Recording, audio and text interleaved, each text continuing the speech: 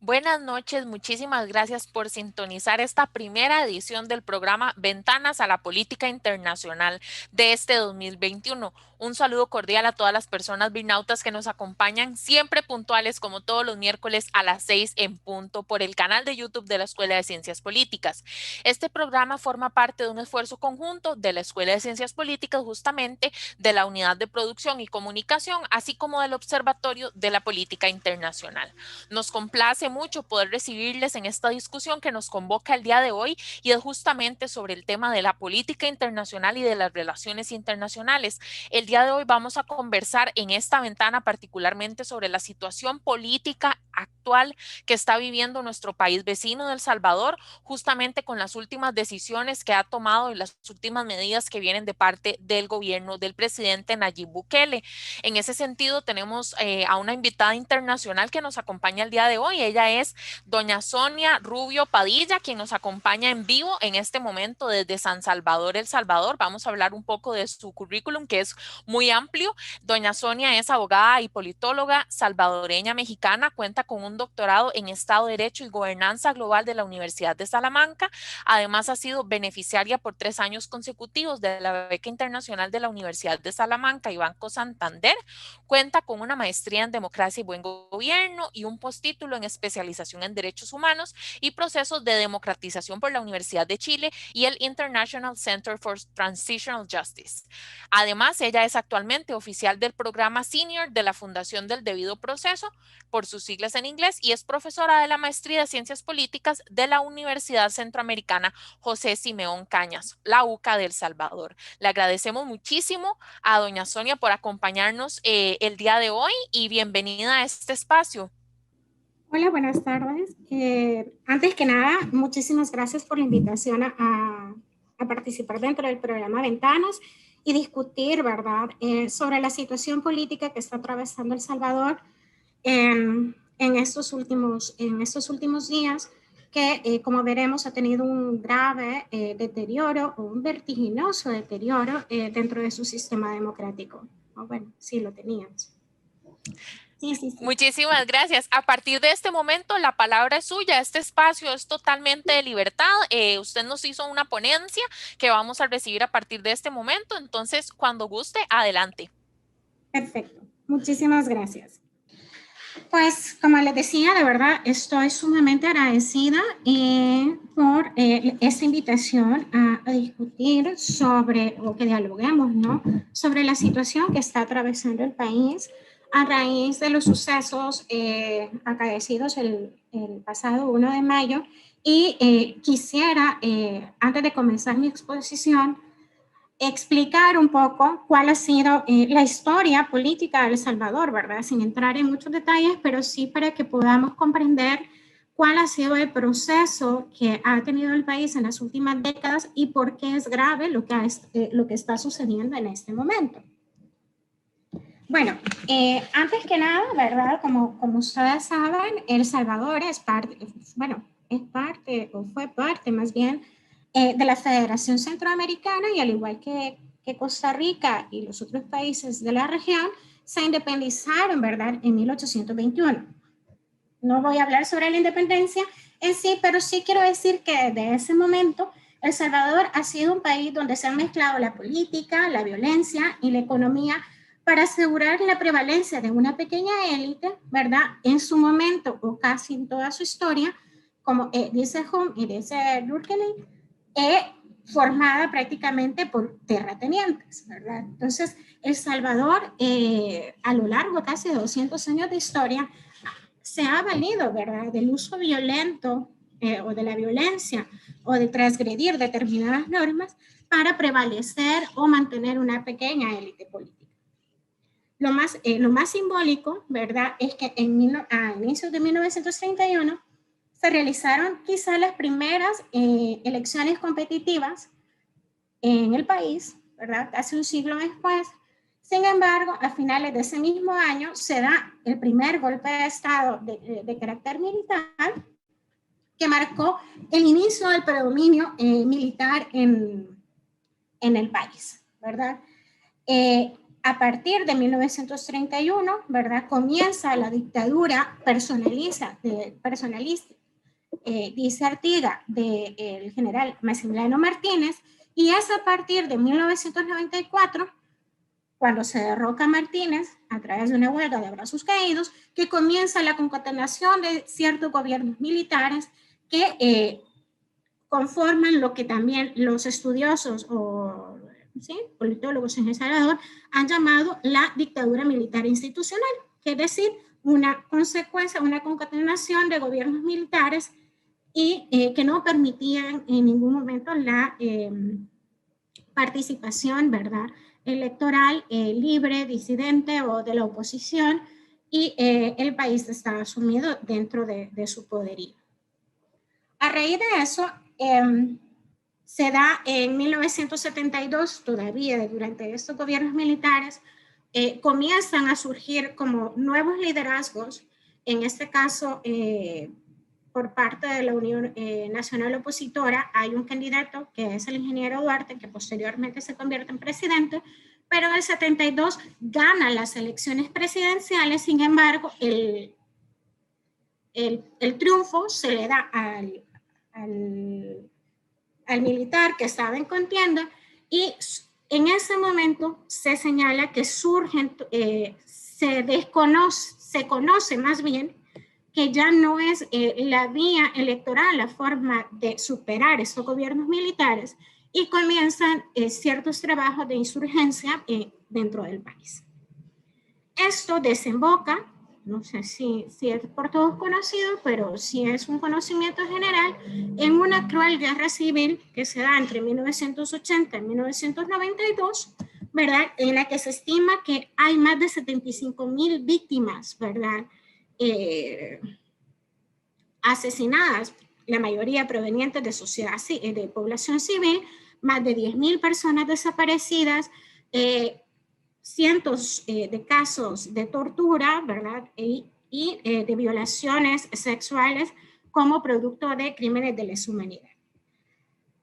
Según Naciones Unidas, que fue gracias a la intervención, ¿verdad?, de un organismo internacional, que se dan los pasos serios hacia la superación del conflicto, el proceso de democratización y la pacificación de la sociedad, la guerra salvadoreña fue una consecuencia tanto de desigualdades sociales y económicas, ¿verdad?, de larga data, pero también por los muchos años en que la Fuerza Armada y los cuerpos de seguridad represivos estuvieron al mando del país, ¿verdad? Entonces, esta mezcla de estas dos situaciones es lo que produjo el conflicto armado, y se pretende o se pretendió superar con la firma de los acuerdos de paz. Es decir, esto yo he comenzado como con este antecedente para decir que la historia reciente del país, es decir, hasta la década de 1990, el país estuvo subsumido en un gran periodo, ¿verdad?, de autoritarismo, donde la violencia, la transgresión del Estado de Derecho, o el Estado de Derecho más bien, era resultado de las decisiones de los gobernantes de turno, ¿verdad? Sin ningún criterio de derechos humanos ni de separación de poderes en absoluto. Quiero detenerme con respecto a qué pasa en las últimas décadas del siglo pasado, y lo voy a hacer muy rápido porque tiene vigencia o tiene importancia con lo que está sucediendo actualmente. En el 83, todavía en plena guerra, se dicta una constitución, la que está vigente en el país. En 1985 se elige al primer presidente civil, luego de casi 5 décadas, ¿verdad? En ese momento, en el 85, se elige al 84, se elige al ingeniero Duarte, ¿verdad? Luego, no con eso significa que se ingresa a la democracia en el país, pero sí se va avanzando en la construcción de este proceso de democratización. Luego, debido al fin de la Guerra Fría, el cambios significativos dentro de la política internacional, tanto del bloque socialista como de Estados Unidos, que ya no estaban dispuestos a financiar una guerra, también tanto que la guerrilla en ese momento del Frente Faramundo Martí como del gobierno, como el ejército salvadoreño se habían enfrentado militarmente, pero ninguno de los dos bandos había podido sobrepasar al otro. Se inicia un proceso de negociación de paz que se hacen reformas institucionales, es decir, se intenta realizar un pacto fundacional, ¿verdad?, sobre la base de la Constitución del 83, es decir, se hacen cambios importantes para democratizar esa Constitución, para hacer una buena separación de poderes, además de que se reconoce, ¿verdad?, por primera vez al Partido Comunista, o se amplía la competencia electoral, ¿verdad?, a el espectro de izquierda en el país que hasta ese momento había estado proscrito.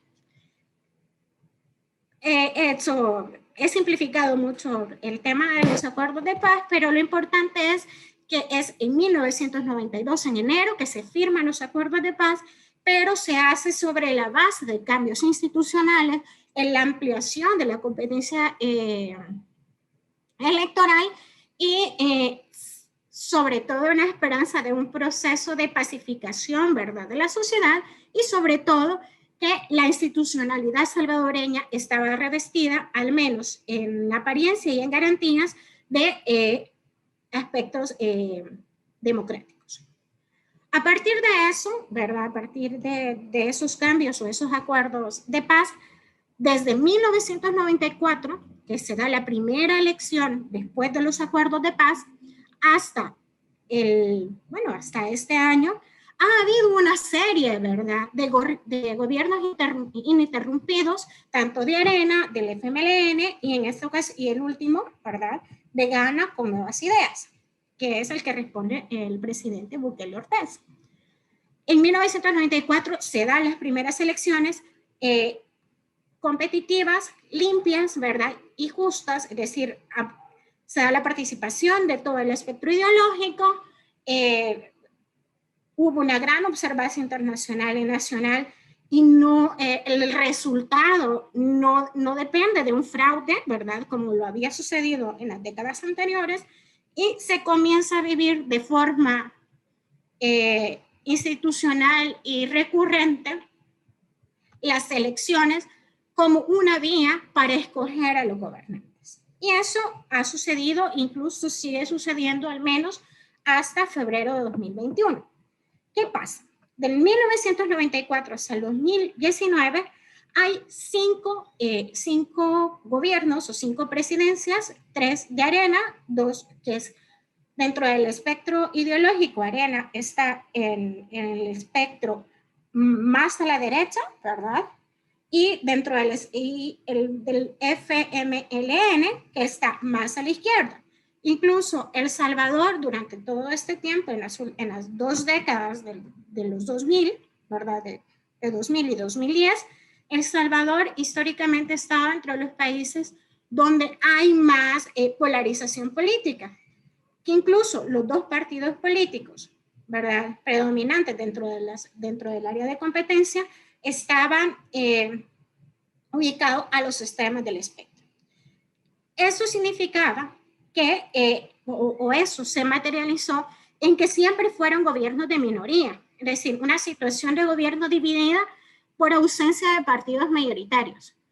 Si bien habían alcanzado las elecciones y entre estos 2 partidos, en promedio, tenían casi el 75% de los votos válidos, ¿verdad?, cuando se hablaba del poder legislativo, ninguno de los 2 alcanzaba los escaños suficientes, ¿verdad?, para tener una mayoría absoluta, es decir, el 50+1, que en el caso de El Salvador es 43 votos, ¿verdad? A lo mucho, en el primer gobierno de Arena, sí tuvo una mayoría, eran la primera minoría, es decir, eran el partido político que más diputados y diputadas tenía, pero no era suficiente para tomar decisiones gubernamentales o que las decisiones gubernamentales se tradujeran en decretos legislativos dentro de la Asamblea, ¿verdad? En esa ocasión, también otro dato importante es que durante este tiempo solo 2 gobiernos y en unos espacios específicos de ellos, la oposición tenía el poder de bloqueo dentro de la Asamblea. ¿Qué significa el poder de bloqueo? El poder de bloqueo significa tener el número, en El Salvador, voy a explicar, hay ciertas decisiones que se toman dentro de la Asamblea Legislativa que tienen que tener una mayoría reforzada, es decir, 2/3 de los diputados o diputadas en funciones, ¿no? La Asamblea Legislativa salvadoreña tiene 84 diputados. Esto significa que tienen que tener 56 diputados y diputadas para poder tomar este tipo de decisiones, como son el endeudamiento, ¿verdad?, internacional, es decir, préstamos internacionales deben de ser aprobados por esa mayoría, y sobre todo el nombramiento y la destitución de funcionarios de segundo grado, que en los casos más relevantes son magistrados y magistradas de la Corte Suprema de Justicia, así como los provenientes del Ministerio Público, que son el fiscal general, que son quienes persiguen, tienen el monopolio de la acción penal, pero también el procurador general, que es como una defensoría gratuita, y la Procuraduría para la Defensa de Derechos Humanos, que es el Ombudsperson de El Salvador, ¿verdad? También tienen que elegir a la Corte de Cuentas, a los magistrados de la Corte de Cuentas, que es la Contraloría Financiera del Estado, ¿verdad? Así como los tribunales, el Tribunal Supremo Electoral, entre otros. Es esto importante, vuelvo al poder de bloqueo, que significa que la oposición tenga al menos 29 diputados y diputadas, porque si tiene 29 diputados o 29 escaños, necesitan al menos de uno de sus votos para alcanzar esta mayoría. Por eso se llama que pueden, o sea, poder de bloqueo o pueden bloquear este tipo de acciones. Hasta 2021 nunca había pasado que un partido político salvadoreño tuviese no solamente, vuelvo a recapacitar, hasta 2021 nunca había pasado que ningún partido político en el gobierno no solo no tuviese poder de bloqueo, es decir, que necesitara negociar con otros partidos ese pequeño margen, ¿verdad?, de 29, sino que por sí mismo, es decir, su fuerza dentro de la Asamblea, es necesario y no necesita negociar con ningún otro para lograr, ¿verdad? Y este es el caso de Nuevas Ideas. El presidente aquí dice, ¿verdad? Nayib Bukele Ortaz comienza del 2019 hasta el 2021 también con un gobierno dividido en ausencia de partidos mayoritarios. Debemos de recordar que dentro de la contienda electoral en la que él resulta presidente, él atravesó bastantes inconvenientes para dentro de su candidatura, porque su partido político en ese momento no estaba reconocido, estaba en el proceso de inscripción y no se lo reconocieron antes de poder inscribir su candidatura. Por esa razón buscó una segunda vía de un partido minoritario, en ese momento era de centro izquierda, que era el Centro Democrático, el cual, por decisión también del Tribunal Supremo Electoral, fue desinscrito porque no cumplía con los requisitos. De forma tal que se busca un aliado, ¿verdad?, ya de centro derecha, o más bien era la escisión de una gran parte del partido Arena, que era Gana, ¿verdad? Entonces se da de forma espontánea, por decirlo de esta manera, una coalición entre Gana y Nuevas Ideas, que en ese momento recién había sido reconocido como partido político, y es así como es electo presidente Nayib Bukele a través de la bandera de Gana, pero con el manejo mediático muy bien establecido de su iniciativa en ese momento y ahora el partido político de Nuevas Ideas.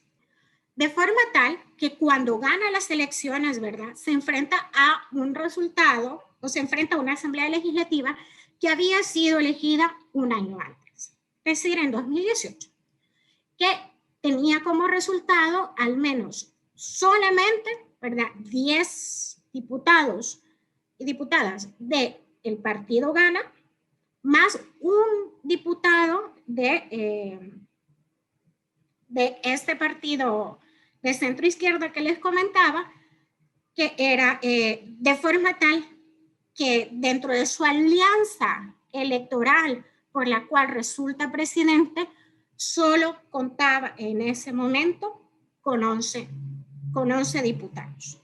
Luego hay un fraccionamiento en otros partidos, consigue apoyo de distintos, pero de forma oficial podemos decir que la presidencia de Nayib Bukele, que comenzó en junio de 2019, hasta el 1 de mayo, hasta el 30 de abril de este año, solo contaba materialmente con 11 escaños para traducir sus políticas, ¿verdad?, en decisiones legislativas.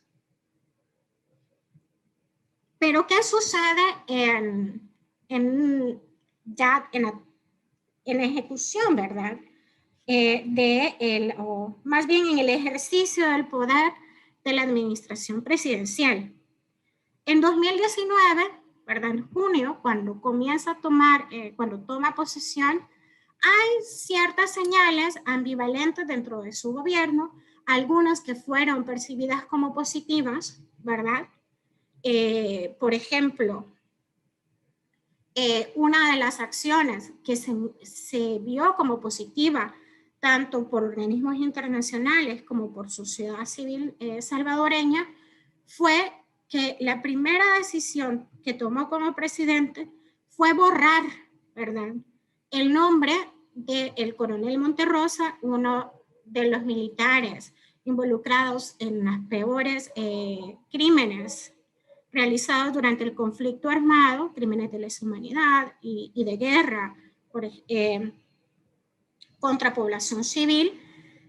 Todavía tenía el nombre, un recinto militar, y él lo mandó a borrar. Entonces, se pensaba que iba a tener una ruptura, ¿verdad?, una superación de esta influencia militar y iba a tener un ejercicio basado en el poder civil, ¿no? Sin embargo, en la medida que fueron pasando los meses, hubo varias señales de alerta, ¿verdad?, en las que el gobierno la administración gubernamental comenzó a cerrar espacios de participación ciudadana dentro del ejercicio de políticas públicas.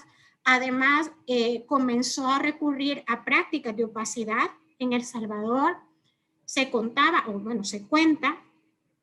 con una ley de acceso a la información pública que había funcionado diligentemente o eficazmente en los últimos años y en la que, a pesar de ciertas reticencias de los gobiernos anteriores, había sido productiva para la Contraloría Social, ¿verdad?, o ciudadana del ejercicio del poder público. Sin embargo, desde que inicia la presidencia Bukele, comienzan a haber un manejo no solamente antojadizo de algunas estadísticas, sino comienza una práctica de negación de acceso a la información pública. Uno de los aspectos más peligrosos era la que estaba vinculada con el tema de seguridad ciudadana. Uno de los planes estrella del gobierno de Bukele era el plan de control territorial, que nunca fue público, como política pública nunca fue presentada para la población en general, no se conocen indicadores, no se conocen temas de ejecución, pero sí se estaba tramitando una cantidad de endeudamiento público dentro de la Asamblea Legislativa en ese momento no alineada, ¿verdad?, a los intereses del Estado, de forma tal que comienza una discusión, ¿verdad?, que ya traía desde sus inicios el presidente con el órgano legislativo. Entonces, comienza la construcción del enemigo público, y esto lo digo así porque lo voy a explicar más adelante, en el cuerpo, ¿verdad?, tanto de Arena, este partido de extrema derecha, como del FMLN, como partido de extrema izquierda, que eran los dos partidos relevantes dentro de la contienda electoral salvadoreña por muchas décadas. Tanta es la discusión que el 9 de febrero, ¿verdad?,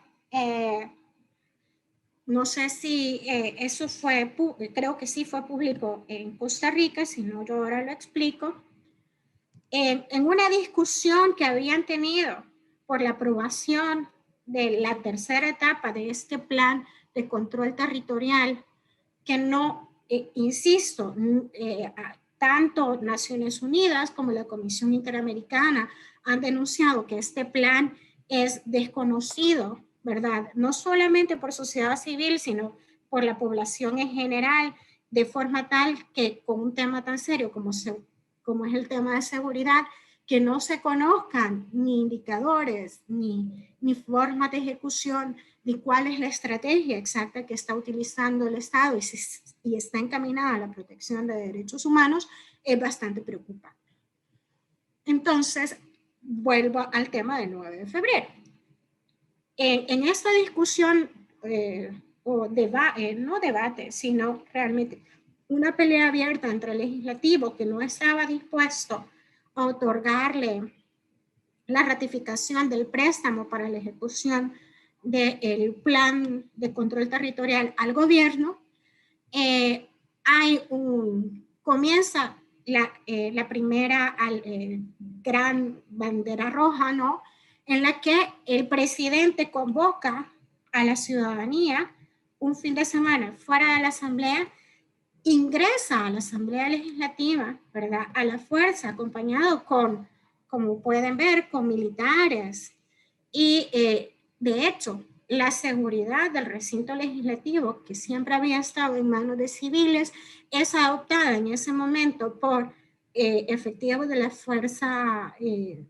Fuerza Armada y elementos del batallón presidencial.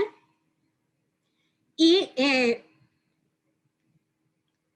ante la vista de la comunidad internacional, pero también la comunidad nacional, se temió, ¿verdad?, que el presidente de la República iba a arrogarse el poder del legislativo como reprenda por la no aprobación de estos préstamos. Hay una crisis institucional en ese momento. En ese momento, bueno, en ese día, el presidente decide buscar una segunda, utilizar una narrativa, ¿no?, amparada en que habla con Dios, ¿verdad?, amparada en una base muy religiosa, tomando en cuenta que la población salvadoreña es abiertamente católica o evangélica, pero sí confesan la religión del cristianismo, decide que Dios le dijo que se detuviera y por eso no se tomó el poder legislativo, aunque irrumpió de manera violenta con el uso ilegítimo de las Fuerzas Armadas a otro poder del Estado. En esta crisis interviene también el Poder Judicial, interviene la Sala de lo Constitucional y señala, ¿verdad?, que esa toma es a todas luces contraria a la Constitución y que el presidente no puede realizar este tipo de acciones que también iban de la mano a la convocatoria o a la solicitud del ejercicio de la sublevación, ¿no? O sea, el presidente estaba diciendo que la sociedad, la población civil se sublevara porque la Asamblea Legislativa estaba en contra de los intereses del pueblo. Eso se da el 9 de febrero. Un mes más tarde comienza en El Salvador, al igual que en todo el mundo, la crisis sanitaria provocada por la COVID-19. Y en ese momento el gobierno de El Salvador comienza a tomar varias decisiones, ¿verdad? En la que no solamente se decreta un estado de excepción y una restricción de los derechos humanos de la población salvadoreña, sino que, y está acreditado también por Naciones Unidas, la Comisión Interamericana y varios relatores en el tema, una serie de detenciones arbitrarias y ilegales en centros de contención para población civil que no se ajustara a la cuarentena obligatoria establecida por el gobierno. Es con el agravante que estos centros de contención, como está documentado, se volvieron focos de contagios, ¿verdad? De COVID-19, y muchas personas, o las primeras personas que lamentablemente fallecieron, fueron provocadas por esta situación. Dentro de esta decisión, bueno, dentro de este tiempo que comienza el 17 de marzo del año pasado y termina aproximadamente en julio, se dan más de 60 decretos ejecutivos y legislativos en los que termina interviniendo siempre la Sala de lo Constitucional, determinando que muchas de estas decisiones de restricciones de derechos, incluso de la militarización de la vida pública, porque se hacían cercos sanitarios, como los que están aquí, en las que no se dejaba salir a población civil con el uso de efectivos militares y tanquetas, era a todas luces inconstitucional y violatoria de todos los derechos humanos. Ante estas decisiones, en agosto de 2020, el presidente de la República señala o responde, ¿verdad?, ante señalamientos de su deriva autoritaria y ante la identificación como dictador, él dice, si yo fuera dictador, y como que si de mí dependiese, yo mataría, o sea, sacrificaría 5 vidas a cambio de miles. Esas 5 vidas eran los magistrados, los 4 magistrados bueno, 5 magistrados y magistrada de la Sala de lo Constitucional, quien le habían detenido y que le habían dicho que la restricción de derechos no se podía hacer por vía de decreto ejecutivo, sino por vía de decreto legislativo, es decir, por la Asamblea Legislativa, atendiendo a determinados criterios constitucionales. De forma tal que se va construyendo una narrativa de estigmatización, de criminalización, ¿verdad?, ante la Sala de lo Constitucional de la Corte Suprema de Justicia, que en ese momento ejercía el control del poder político, tanto de las decisiones administrativas como de las decisiones legislativas. A eso se le debe de sumar, que también está bastante documentado, el uso reiterado de los militares para cualquier acción de vida pública. Durante el año pasado, dentro de los acuerdos de paz, lo que se pretendió es volver a los militares a los cuarteles, ¿verdad? Es decir, la utilización de los militares solamente como para la defensa de la soberanía nacional, pero para amenazas exteriores, no para ni el control de la seguridad pública, es decir, para el control interno, ni como uso de los militares en cualquier ejercicio de la vida pública. Lamentablemente en El Salvador, en el año pasado, hemos sido testigos que los militares fueron utilizados, ¿verdad?, para ejecutar o hacer valer esta cuarentena obligatoria del presidente, ¿verdad?, quienes llevaban a la gente a los centros de detención o los centros de cuarentena eran los militares o a veces acompañados con la policía, pero también se dieron situaciones tan absurdas como mandar un contingente de militares para detener una plaga de langostas en los campos rurales salvadoreños, ¿no? A esto hay que sumar que hubo una negativa, con el tema del conflicto armado en El Salvador, todavía recientemente se ha abierto la rendija a través de la declaratoria de inconstitucionalidad de la ley de amnistía para esos crímenes, la persecución, ¿verdad?, de los responsables de crímenes de lesa humanidad y de guerra.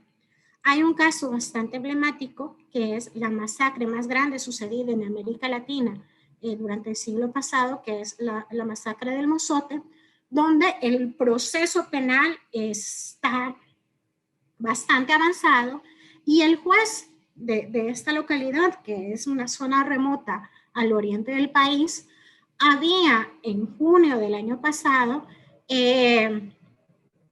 resuelto a través de una resolución judicial, que es un poder también fundamental del Estado, la inspección dentro de los archivos militares vinculados a la guerra, especialmente en 1980, cuando sucedió, 81, perdón, cuando sucedió esa masacre. Sin embargo, esta decisión fue abiertamente negada, es decir, el presidente junto con el Ministerio de Defensa negaron, ¿verdad?, esta inspección, la realización de esta inspección, e incluso criminalizaron tanto al juez, ¿verdad?, señalándole que tenía vínculos partidarios, como también a los defensores o a los querellantes de estos casos. Lo grave de todo esto es que también dentro de esta narrativa que se construyó durante 2020, donde hay muchas señales, ¿verdad?, de alerta, de autoritarismo o de una vuelta a las etapas previas de los acuerdos de paz, es sobre la criminalización de los defensores y defensoras y los periodistas, tanto relatores de libertad de expresión de Naciones Unidas, del sistema de OEA, pero también varias asociaciones de periodistas o vinculadas con la libertad de expresión han acreditado un incremento de la criminalización y estigmatización de quienes ejercen las labores de periodismo. Es decir, sí hay un retroceso dentro de el ejercicio de la libertad de expresión y la libertad de prensa específicamente en El Salvador. De hecho, dentro de sus múltiples cadenas nacionales, que son pautas dentro de todos los canales de televisión y estaciones de radio en el país, el presidente en 2019 y todavía a inicios de 2020 identificaba tanto a Arena y al Frente, es decir, a los dos partidos tradicionales del país, como el enemigo a vencer para poder realizar el ejercicio de su poder. Sin embargo, desde el año pasado ha comenzado la identificación de un nuevo enemigo público, en esta vez encarnado dentro de los periodistas o la prensa independiente y de investigación, y también a los defensores y defensoras de derechos humanos. Eso pasó en el 2020. ¿Qué ha pasado en el 2021? El 2021, el 28 de febrero, ¿verdad?, luego de una contienda electoral, ¿verdad?, en la que si bien a pesar de que el mismo presidente señalaba que podía haber fraude electoral, en que no le iban a permitir ganar, o la intención o la voluntad del pueblo no se iba a traducir realmente en escaños electorales, sí se produce una elección bastante libre, limpia y también competitiva, ¿no? Pero sí hay ciertos elementos que incluso están acreditados dentro del informe de la misión de la OEA que realizó el doctor Santiago Cantón ante la solicitud del mismo gobierno y de la misma Asamblea Legislativa que anticipaban una crisis de institucionalidad en El Salvador y se solicitaba la aplicación de la Carta Democrática Interamericana. Pese a estas señales donde se decía casi explícitamente que es el presidente que comienza a intervenir a través de su narrativa, incluso a través de otorgar la deuda pública para los partidos políticos, y lamentablemente, y eso sí lo quiero dejar clara, por primera vez en la historia democrática de El Salvador, que comenzó en la década de los 90, hubo muertes vinculadas dentro de la contienda política, cosa que no había sucedido antes. Pero lejos de todo, y a pesar más bien de toda esta situación, se producen los comicios el 28 de febrero y da como resultado esta configuración. 56 diputados y diputadas de Nuevas Ideas, 5 de Gana, ¿verdad?, que son el partido por la que oficialmente corrió Nayib, 2 del PCN, que es un partido vinculado a los militares, y 1 del PDC, que también se ha votado, ¿verdad?, en línea con el presidente, y 20 diputados restantes que provienen, 14 de Arena, el partido de derecha, 4 del FMLN, partido de izquierda, y 2 nuevos partidos que son Nuestro Tiempo, también de derecha, y Vamos también de derecha. ¿Qué es lo que pasa? Gana la elección, ¿verdad? Gana la elección legislativa, pero también gana la mayoría de gobiernos municipales, ¿verdad?, locales en El Salvador, y justo el 1 de marzo de este año, ante el aplastante efecto del Partido de Nuevas Ideas en la contienda electoral salvadoreña, se paraliza la vida legislativa en el país. No solamente porque los partidos tradicionales asumen cruelmente o no comprenden bien la derrota electoral, sino porque para el proceso de formación de ley es necesario la sanción del presidente o puede intervenir con veto. De forma tal que nada después del 1 de marzo fue sancionado por el presidente. El presidente dijo, el pueblo salvadoreño ha hablado, y esta Asamblea Legislativa, que todavía tenía legalidad, o sea, legitimidad para actuar hasta abril de este año, queda destituida. Lo preocupante de esto es que la Asamblea Legislativa toma posesión el 1 de mayo, ¿verdad?, en una sesión legislativa protocolaria para ese efecto. Ese día, ¿verdad?, de forma con una gran capacidad de ejecución y de forma muy rápida, la Asamblea Legislativa, más bien los diputados y diputadas de Nuevas Ideas, hacen o materializan una destitución, ¿verdad?, de los magistrados y magistradas, y se señala que esta destitución es porque no ajustaron su mandato a lo establecido en la Constitución y transgredieron y detuvieron las iniciativas del Poder Legislativo, del Poder Ejecutivo en el tema de la pandemia. Es decir, abiertamente se reconoce que la destitución de los magistrados y magistradas es porque no se alinearon con la materialización de las políticas o las decisiones gubernamentales durante la pandemia. Entonces, el artículo, y aquí viene una parte un poco más aburrida, ¿verdad? La Constitución de El Salvador, el artículo 186, sí señala, ¿verdad?, que la Asamblea Legislativa, 2/3 de ella, ¿verdad?, o sea, 56 votos, perfectamente pueden destituir a magistrados o magistradas de la Corte Suprema de Justicia, pero señala inmediatamente por causales establecidas en la ley. Esa ley en El Salvador no existe, por lo tanto, no hay ninguna causal reconocida previamente para la destitución. de forma tal que esta destitución es a todas luces inconstitucional.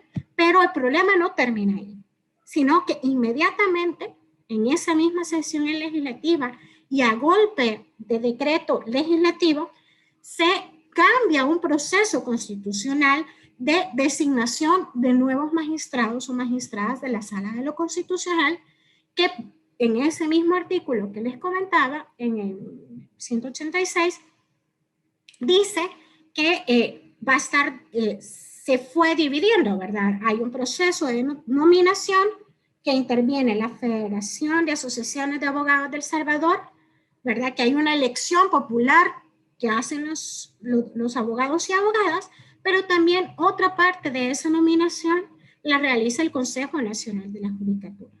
15 viene por la FEDAES, 15 personas candidatas y 15 por el Consejo Nacional de la Judicatura. Estos 30 personas, 15 y 15, esta lista se manda a la Asamblea Legislativa y la Asamblea Legislativa, con base a esa lista, puede seleccionar a 5 personas. El proceso por el cual fueron designados los nuevos magistrados y magistradas no cumple con este procedimiento. Fueron personas que no fueron examinadas ni de su mérito, ni de sus cualificaciones profesionales, ni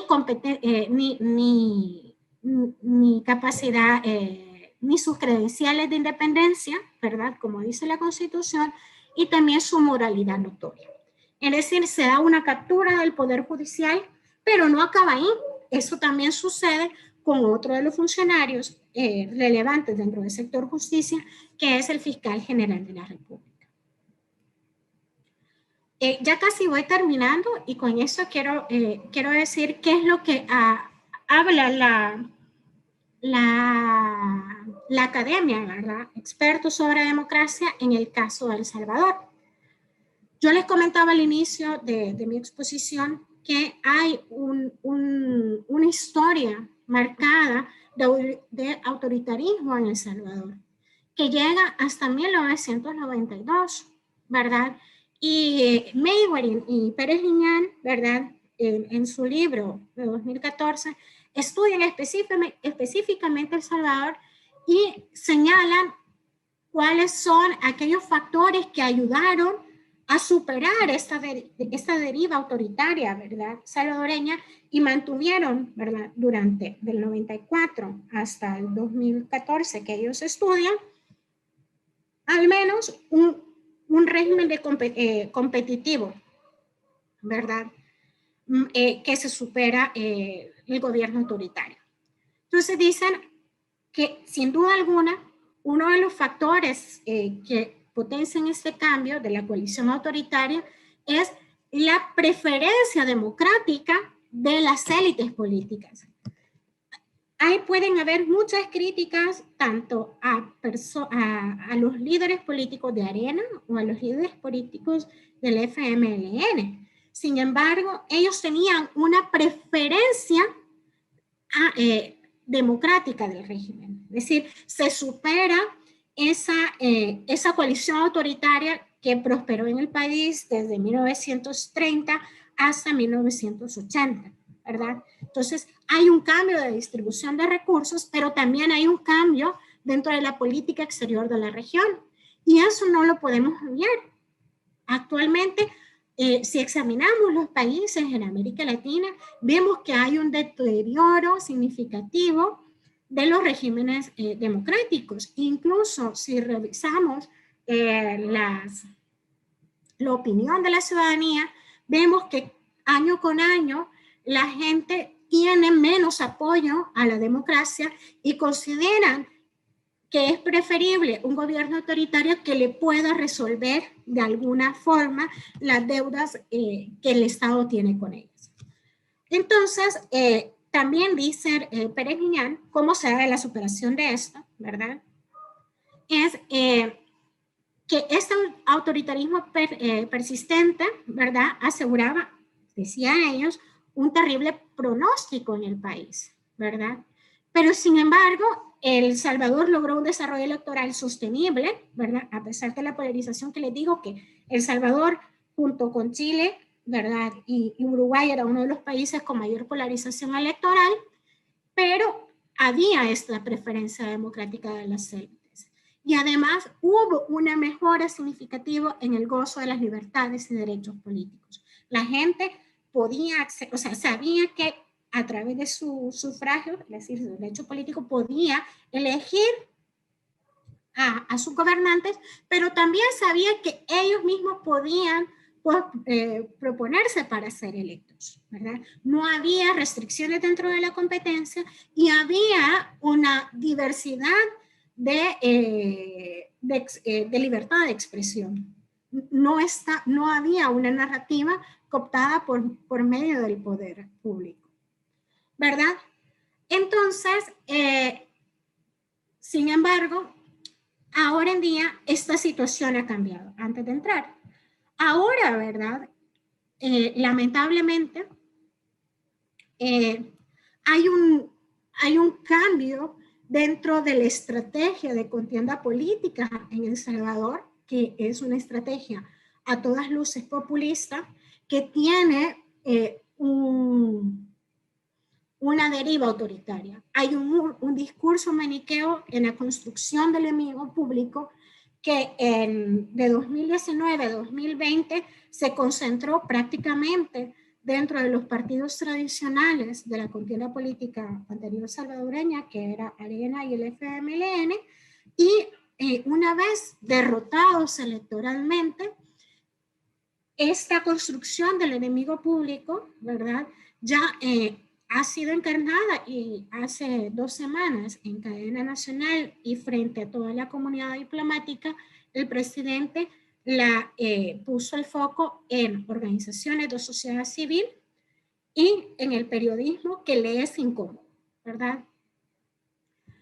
La segunda deriva autoritaria, ¿verdad? Que causa grave preocupación para la vida política para el país, pero también hay un gran interés dentro de la academia en la actualidad, es cómo se ha dado la concentración de poderes. Es curioso, ¿verdad?, que el presidente de la República, que es el poder ejecutivo, defienda frente a la comunidad internacional que el poder legislativo, que es otro poder, haya capturado a la sala de lo constitucional, que es el poder judicial. Curiosamente, 2 de las personas que han sido nombradas dentro de esta sala de lo constitucional, que tienen el poder para expulsar, ¿verdad?, normas y legislación porque es inconstitucional o porque es violatoria, sobre todo porque es inconstitucional o violatoria de los derechos fundamentales consagrados en la Constitución, uno es ex asesor jurídico de la presidencia, ¿verdad? Incluso él ha representado los intereses del Poder Ejecutivo dentro de los tribunales y el otro también está vinculado directamente a la administración de Bukele. Lo curioso de todo esto es que hay una materialización, una captura tanto, bueno, no una captura, el poder legislativo está en manos de Bukele, quien el Partido de Nuevas Ideas, incluso narrativamente, se le pedía el apoyo electoral a la población salvadoreña para apoyar al presidente y son los diputados del presidente o son los diputados del presidente y ahora el control, el otro órgano de control político que podía realmente mantener la institucionalidad democrática en El Salvador también es controlada por el poder, ¿verdad? ¿Qué va a pasar aquí? Aquí lo que va a pasar es que, o qué es lo que se anticipa que puede pasar, es que a través del funcionamiento totalmente ilegítimo de esta sala de lo constitucional, se utilice al poder, ¿verdad?, judicial, no solamente para destituir a los demás órganos de control del Estado, es decir, Corte de Cuentas, que tiene que ver con el erario público, también el Tribunal Supremo Electoral, que tiene que ver con el tema de elecciones, o incluso hay fuertes indicios de que hay una estrategia de prohibir, ¿verdad?, a los otros partidos políticos, tanto de Arena como del FMLN.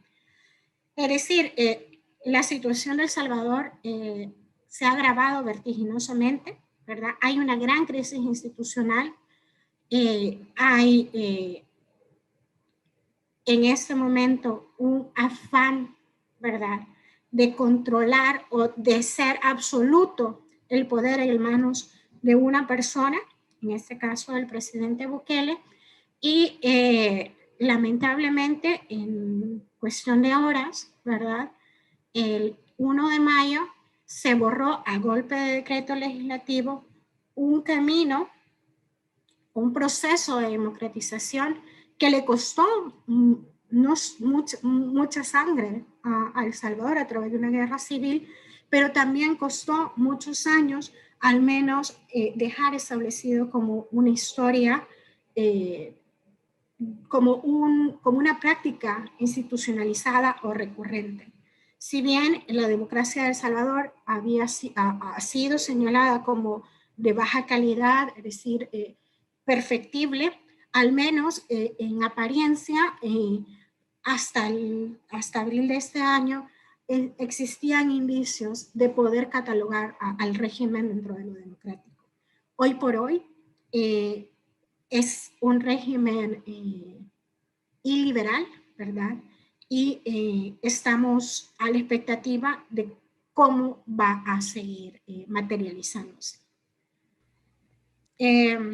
Doña Sonia, Entonces, me permito un minutito, ya ahorita que usted está finalizando. Sí, nada más para comentarle que tenemos las redes sociales llenas de comentarios de muchas personas que están sintonizándonos y comentarios y preguntas también. Entonces, bueno, tenemos una transmisión que se nos ha pasado un poquito lo de lo siento. usual. No se preocupe, más bien es en tono de toda esta discusión que usted nos presenta, que muchísimas personas están diciendo que realmente ha sido una exposición magistral de su parte. Quisiera antes de pasar a la sección de preguntas darle la bienvenida a la compañera Eugenia Aguirre, quien es mi otra compañera conductora de este programa, ¿verdad? Quien nos va a estar acompañando en esta sección de preguntas. Buenas noches, Eugenia. Buenas noches, María Valeria, y a la doctora Sonia Rubio, la verdad, y bueno, tuve que incorporarme un poco tarde, pero coincido con los comentarios que nos llegan a través de la transmisión, donde además le mandan un cordial saludo y un reconocimiento a la calidad de cómo nos trajo en su argumentación desde toda la construcción y la reconstrucción democrática en El Salvador y de antes. Tal vez un primer tema que nos gustaría plantear para discutir viene mucho, bueno, primero permitirle concluir la idea que tenía ahí de cierre y segundo, discutir la figura de Nayib como político, presidente empresario, como figura él desde el punto de vista de su planteamiento como figura pública. Tiene todo un estilo, ¿verdad?, que es muy característico, que ayuda a construir este maniqueo, esta posición maniquea. Tal vez si podríamos profundizar un poquito más en esa línea de cómo ese estilo que él adopta contribuye o no a el avance de esta situación tan preocupante. Muchas gracias. Sí, es muy interesante la pregunta. De hecho, creo que hay algo que hay que reconocerle en ese momento a Nayib Bukele, ¿verdad?, como político. Lamentablemente en El Salvador hay una carencia de líderes políticos realmente. No es como en los 80, que nos gustaran más o nos gustaran menos. Había una variedad de personas con extremado liderazgo político. En la actualidad, lamentablemente el país ha tenido un desajuste en ese sentido, y aunque nos guste más o nos guste menos, hay que reconocerlo que Nayib tiene este carisma, ¿no?, del que nos habla Weber acerca de su liderazgo político. Tan es así que se vende la idea, ¿verdad?, su construcción y su manejo de la narrativa es tan bueno que se vende la idea que él es un outsider y no lo es. O sea, Nayib comienza su carrera política en el 2011 como un alcalde de un municipio cercano del Gran San Salvador, y luego trasciende a la alcaldía de San Salvador, como ha pasado a muchos de los presidentes de la República que utilizan esa plataforma para lanzarse después a la candidatura. Pero él, si bien no era un cuadro orgánico del frente, sí participó por 2 contiendas electorales y ganó por parte de la bandera del FMLN. Curiosamente, él se vende o se vendió en un inicio, como tú bien decís, como un candidato empresario, ¿no? Que no es un político de carrera. Lo curioso es que esa narrativa con la que inició sigue, y no es cierto. Él ha pertenecido, ¿verdad?, a la administración pública a través de gobiernos locales por más de un lustro, de forma tal que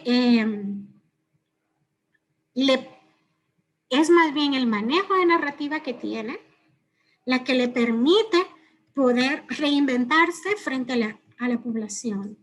De hecho, la mayoría se refiere que tienen como un efecto de teflón, ¿verdad?, que lo evidente con él no se manifiesta, porque incluso sus aliados políticos que le han dado soporte para llegar hasta aquí han sido personas que han trascendido de forma nefasta, perdón por utilizar esa palabra, por varios partidos políticos.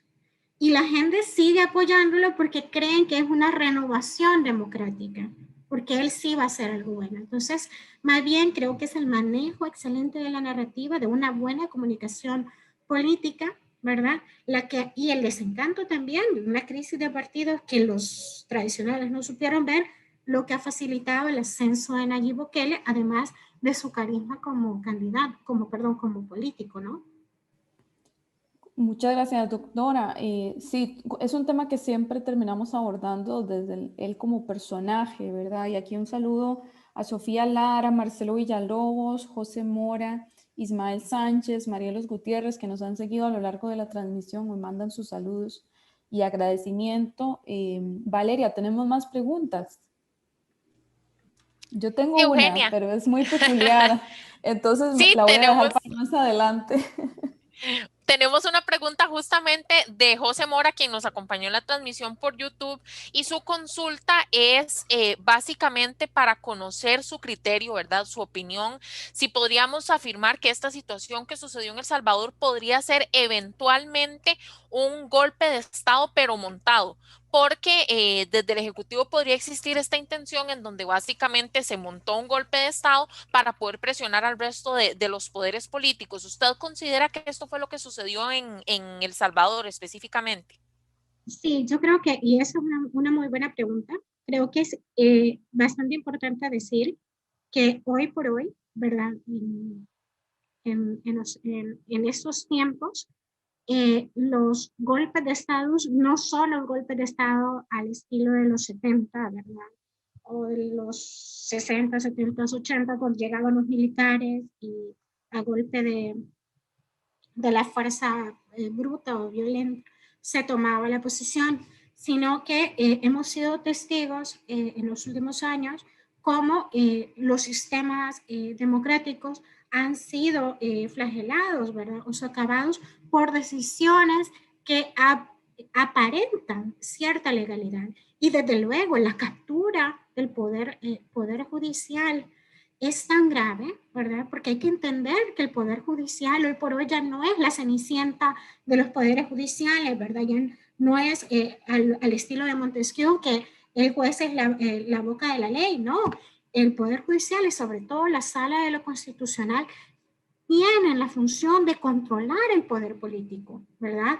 A través del análisis de la constitucionalidad y la legalidad de los actos, tanto del legislativo como del ejecutivo. Y el mismo presidente lo dijo, no lo digo yo, en cadena nacional hace 2 semanas, ¿verdad? Y frente a la comunidad internacional, que es lo más grave, que él desde sus inicios quería, ¿verdad? Tomar, o sea, bueno, capturar, ¿verdad? A la sala de lo constitucional, pero que le advirtieron que todavía no podía hacerlo, entonces tuvo que esperar a tener la capacidad de poderlo hacer para poder materializarlo.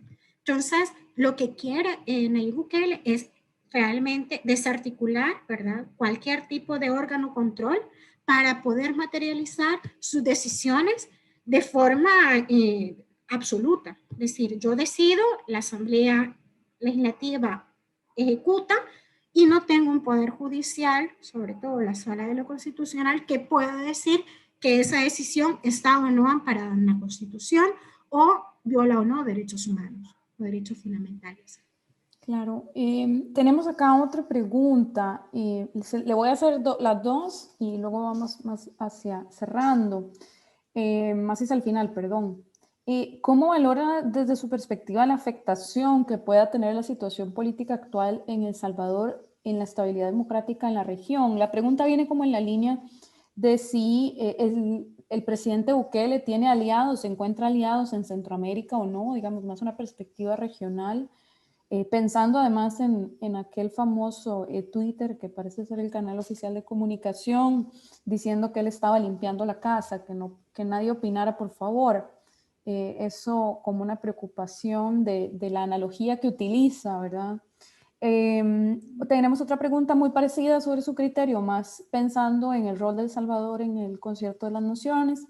¿Cómo valora las posiciones que organizaciones multilaterales y la comunidad internacional han tomado respecto a las formas en que el presidente Bukele está ejerciendo el poder?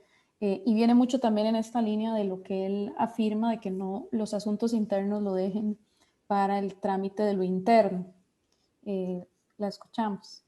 Sí, gracias por las preguntas totalmente relevantes e importantes. Lamentablemente, esto de limpiar la casa no es, el partido del presidente se llama Nuevas Ideas, ¿no? Y no es ni muy novedoso ni muy exclusivo del presidente. De hecho, podemos remitirnos a, creo que Correa lo dijo de mejor manera, en ese sentido, diciendo de que van a creer que queremos tomarnos la corte. No, lo que queremos hacer es materializar como la voluntad del pueblo, ¿no? Es decir, lo que ha hecho Nayib Bukele no es nuevo. Este limpiar la casa no es la primera vez que sucede. Limpiar la casa y de forma antojadiza no es la primera vez que sucede en América Latina. Lo preocupante sí es que hay una narrativa, ¿verdad?, en la que se justifica de forma preocupante estas decisiones de carácter autoritario.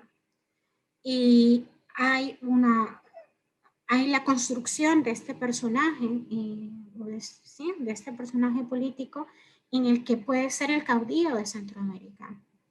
Hemos visto la semana pasada que mandó un contingente de vacunas, ¿verdad?, para Honduras, o también hizo una donación de medicinas, de vacunas para anti-COVID, ¿no? Y también de medicinas a Costa Rica, es decir, él es salvador del pueblo, pero no solamente del pueblo salvadoreño, sino de las masas.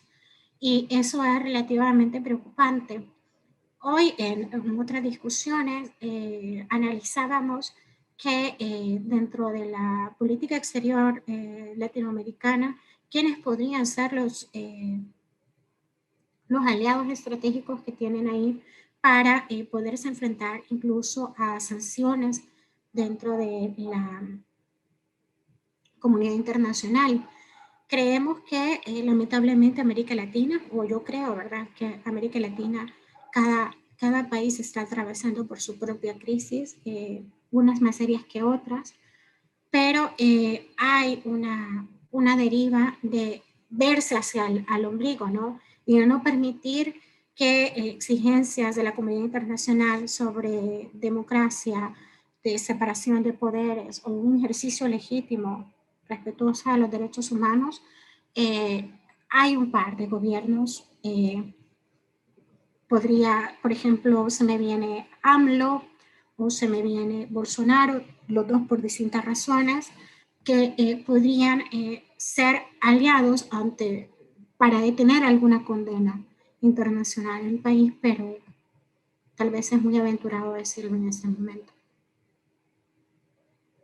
Lo que sí puedo decir es que la comunidad internacional, ¿verdad?, de forma contundente o generalizada, sí ha rechazado y sí ha visto esto como socavar los pilares democráticos de El Salvador, y sí es como un soft golpe de Estado, es decir, blando, en la que se pretende eliminar uno de los poderes fundamentales del Estado y alinearlos al poder.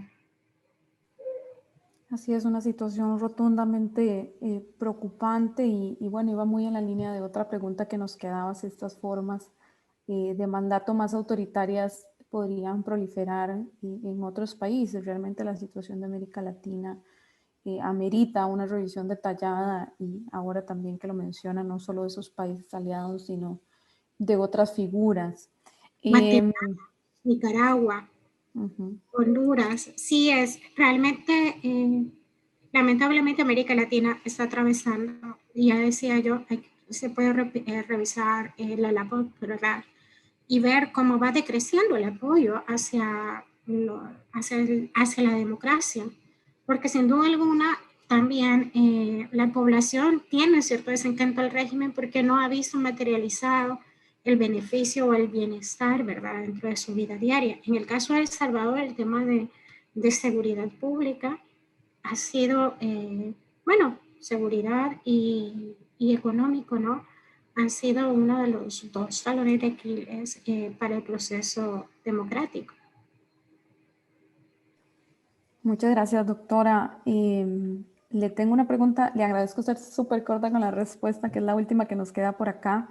La respuesta que dan los cuerpos militares salvadoreños al presidente Bukele es una respuesta monolítica, o se identifican voces disidentes dentro de estos cuerpos militares. No es monolítica y sí hay una alineación, ¿no? Es más, yo me atrevería a decir que sí existe un nuevo pacto, ¿verdad?, dentro del poder militar y el poder ejecutivo en este momento. Está acreditada la militarización de la vida pública en el país, donde los militares no solamente van ganando campo en el quehacer de salud, ya digo, combatieron langostas, o sea, saltamontes, o incluso son utilizados como recurso constante y están al menos alineados de una manera sorprendente y preocupante ante esta decisión, ante esta situación. Muchas gracias por atender todas las consultas que teníamos por acá, y para todos los que nos siguen, esta conferencia está siendo grabada y va a quedar disponible en el canal de nuestra unidad académica. Doctora, antes del cierre que le corresponderá a mi compañera Valeria con la respectiva invitación a la próxima semana, realmente agradecerle haber tomado el espacio para compartir con esta unidad académica, la Escuela de Ciencias Políticas de la Universidad de Costa Rica, sus perspectivas. Nos deja un material muy importante para no perder de vista los acontecimientos políticos de El Salvador en una perspectiva muchísimo más cualitativa y con un grado de profundidad muy importante. Agradecerle el tiempo que ha dedicado a este espacio con nuestro equipo, y cuente con esta ventana también cuando guste seguir manteniéndonos al tanto de cómo evolucionan los hechos en la hermana República de El Salvador. Pues muchísimas gracias, de verdad que muy agradecida por el espacio, por la invitación y por la atención, ¿verdad? Porque es importante hacer un debate, una discusión sobre este tipo de temas, sobre todo porque es grave lo que ha sucedido y entre más, no hay mejor manera de luchar contra los autoritarismos que hablarlos y utilizar también las instituciones que tenemos hoy. a nuestro servicio. Así que muchísimas gracias.